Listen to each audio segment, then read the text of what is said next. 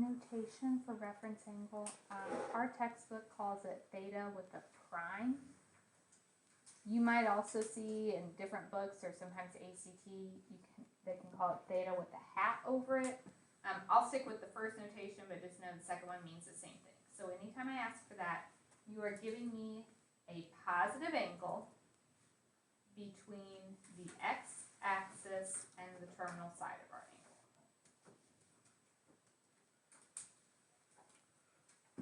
So here's what that means. In quadrant 1, okay, if you were to draw me a picture, here's an angle. Isn't that already the distance to the x-axis? Yeah, so in quadrant 1, the reference angle is just your normal angle. Okay, we don't have to do anything special.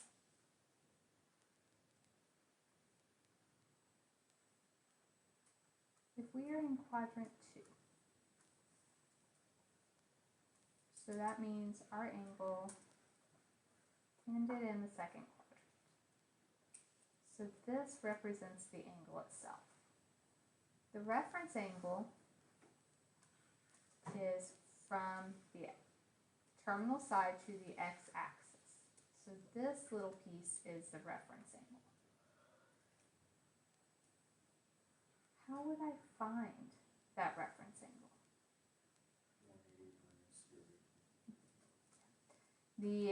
All the way to this line represents 180 degrees, and we would have to back up to here. So the reference angle is 180 minus your angle.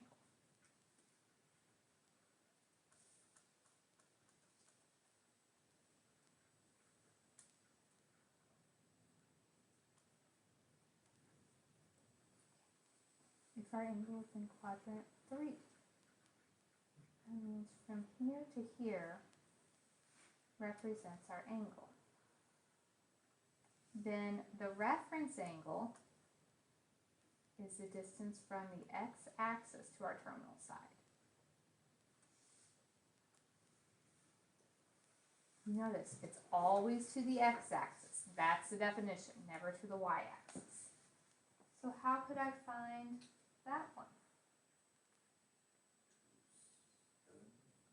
270 would take you to the y-axis. So we still have to use this 180 mark. So let's just think about some angle in quadrant 3. So if I had an angle between 180 and 270. So if I said 200 degrees, how would you figure out how far that was from the x-axis? Subtract 180. From here to there is 180 degrees. And then we have to go just a little bit further.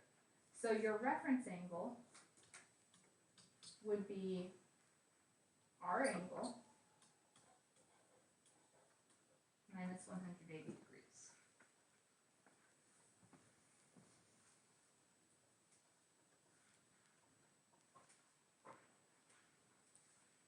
Quadrant 4.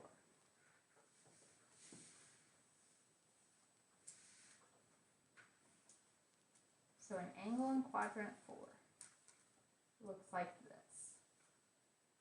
The reference angle is how far it is to the x-axis.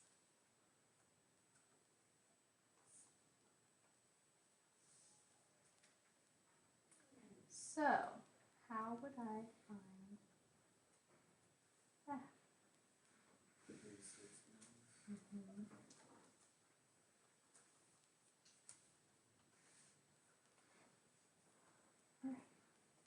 Really with these, I'm not expecting you to necessarily memorize how to find each. You'll get used to it. It's just distance to the x-axis. You know that your answer has to be positive. So if you get a negative, you messed up. And we're always going to the x-axis. So you will never use 90 or 270. Okay, it's always from the 180 or the 360. So let's practice a few of these and make sure we can find them. Here's a bunch of angles.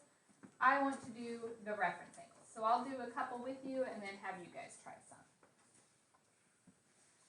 30 degrees. What quadrant is 30 degrees in? Quadrant 1. Does the reference angle change if you're in the first quadrant? No, that is already an acute angle. It's already between 0 and 90, so nothing's going to change there. said 135. If it helps you draw a picture, but I'm not giving you points for a picture, so it's not something you have to do. 135 would be here. So what would you have to do to get your reference angle?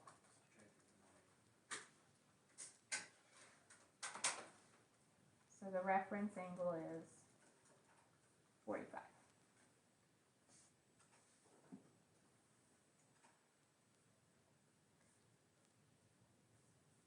My angle is 240. What quadrant is that in? So how would we get our reference angle?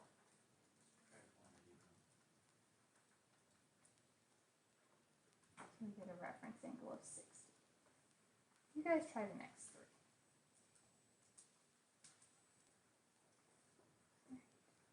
So 330, what quadrant is it in? 4, so you do 360 minus 330. You should get 30 degrees. 210, that's between 180 and 270, so quadrant 3. We do 210 minus 180. We get 30 degrees. And 140, what'd you do? 180 minus 140. And we get 40 degrees. How do we do on those? So here's what's really, really nice. It turns out when we are finding like our trig functions, you know, if you have a 30-degree angle in the first quadrant and you're looking at those ratios, you're going to get the same numbers as in the second quadrant, assuming I really drew the same angle there. So if our reference angle is the same, our trig functions are the same. So everything that has every angle where we have a reference angle of 30 degrees will have the same value of sine. Except, remember we talked about all students take calculus, and certain quadrants, some things are positive and some are negative. So the only other thing we'll have to consider is it a positive or a negative? So we're going to use this to evaluate values of some trig functions. The work that I will require, and we will do this for the rest of the semester, every time I ask for one of these, first of all, it says exact value, so that means with radicals, not a decimal. The work that I expect, two things every time. I want you to write down the quadrant and the reference angle. Okay? So, when I'm looking at this, I want to know the sine of 240 degrees. Now, 240 is not on that table that I'm giving you a quiz over tomorrow. So, we don't automatically know it, but we can figure it out. What quadrant is 240 degrees in?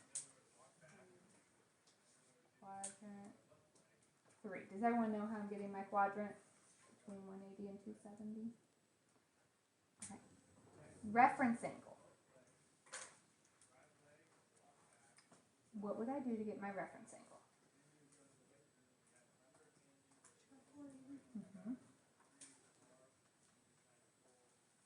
And we get 60 degrees.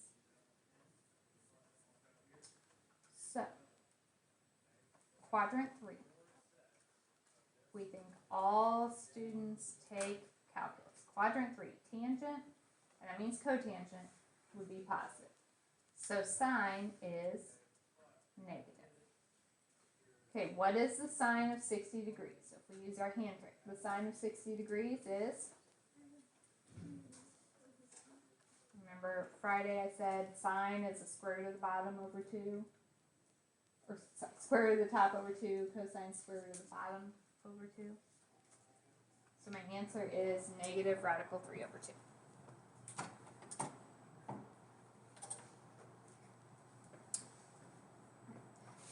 If you show me all this work, then forgetting a negative is a half point, but if you don't write down your quadrant, you will start losing a full point for every negative that you drop.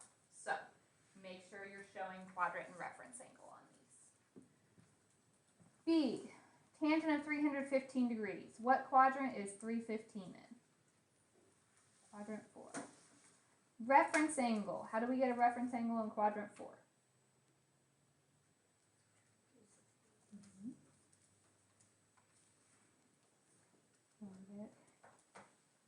45. In quadrant 4, cosine is positive, so that means tangent is negative. What is the tangent of 45 degrees? So you fold in your 45. Remember, tangent square root of the top over square root of the bottom. So radical 2 over radical 2 is 1. Tangent of 315 is negative 1.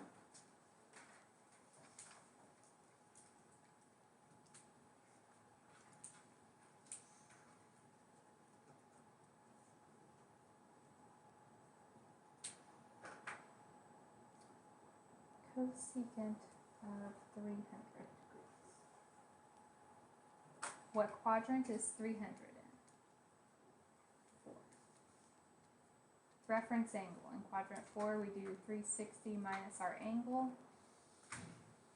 and we get 60.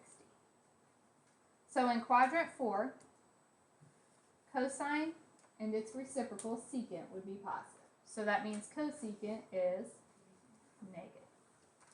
All right, cosecant is the reciprocal of sine. So the sine of 60, square root of 3 over 2. So to get cosecant, you just flip it. And get the radical off the bottom, so you get negative 2 radical 3 over 3.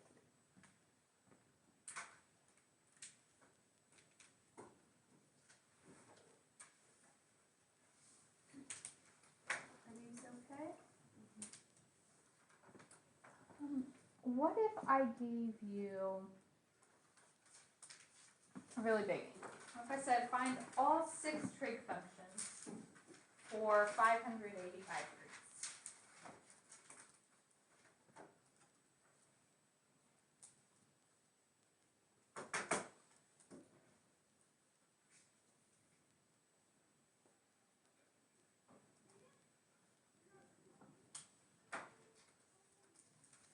What would I do? Alright, we have to get that coterminal. So if I give you a negative angle, we add 360. If I give you a big one, we subtract 360. And what's that give us? 225. Alright, quadrant. What quadrant is 225 in? Reference angle in the third quadrant, we subtract 180. And that gives us 45. This time I asked for all 6 trig functions.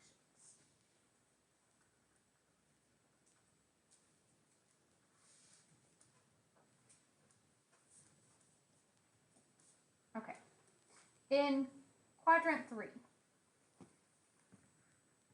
all students take calculus. Tangent and cotangent would be positive. So that means the other 4 are negatives. What is the sine of 45 degrees?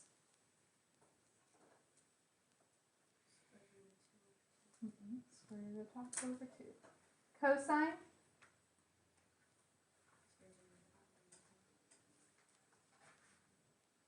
And tangent. How do we do tangent? Square root of the top over square root of the bottom, so radical 2 over radical 2 is just 1. Cosecant is the reciprocal of sine. So you get negative 2 radical 2 over 2, or just negative radical 2. Secant will turn out to be the same, and cotangent reciprocal of 1 is 1.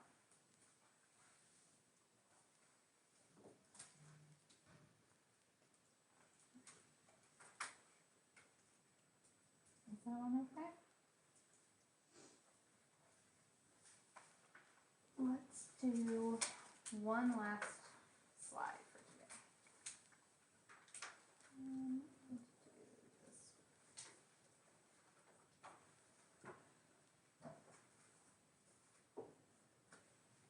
I want every value of theta between 0 and 360 where this is going to be true.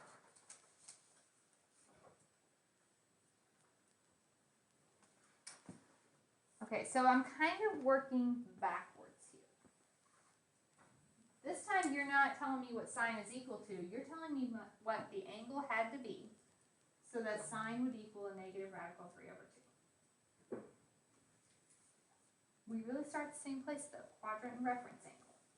If sine is negative, so if we think all students take calculus, everything's positive in quadrant 1, sine is positive in quadrant 2. So if sine is negative, what quadrants could we be in?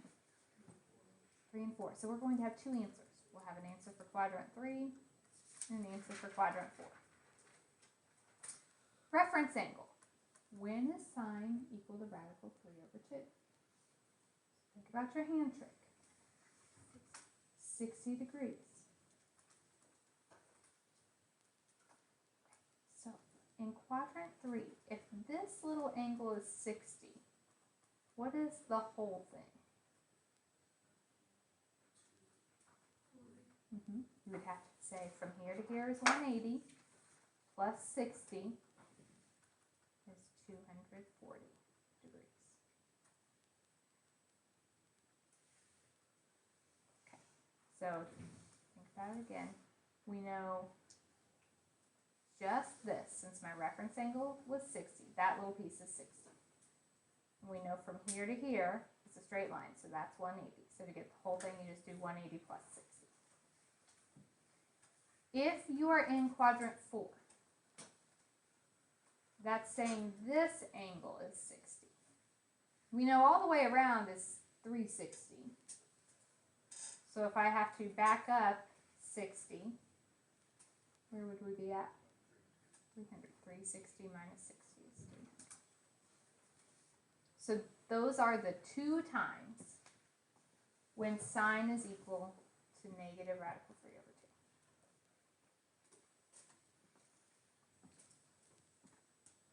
Part B. I want to know when would tangent be equal to 1. So we have to start with our quadrants. When is tangent positive?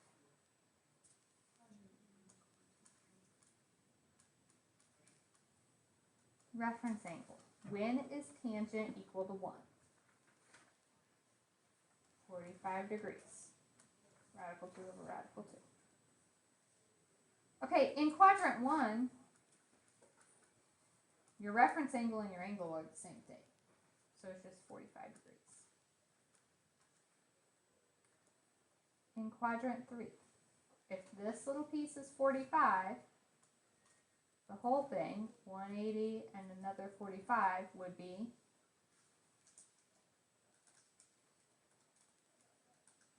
220.